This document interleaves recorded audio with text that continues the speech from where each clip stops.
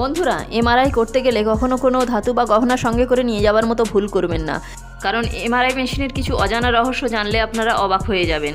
কিন্তু তা জানার আগে আপনারা ভিডিওটিতে একটি লাইক দিয়ে চ্যানেলটিকে সাবস্ক্রাইব করে দিন।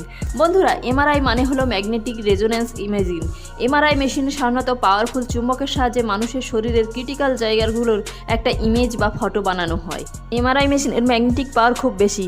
এমআরআই মেশিনের যে ম্যাগনেটিক পাওয়ার তা হলো 0.5 থেকে 3 টেসলার সমান। পৃথিবীর সব থেকে পাওয়ারফুল ম্যাগনেটের পাওয়ার ক্ষমতা হচ্ছে 1 টেসলার থেকেও অনেক কম।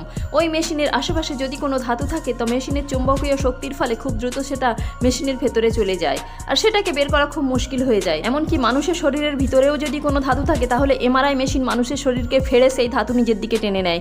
আজ থেকে প্রায় 5-6 বছর আগে মুম্বাইয়ের এক নার্সিংহোমে কোনো এক হসপিটাল স্টাফ ভুল করে একটা অক্সিজেন সিলিন্ডার নিয়ে এমআরআই রুমে ঢুকে পড়ে।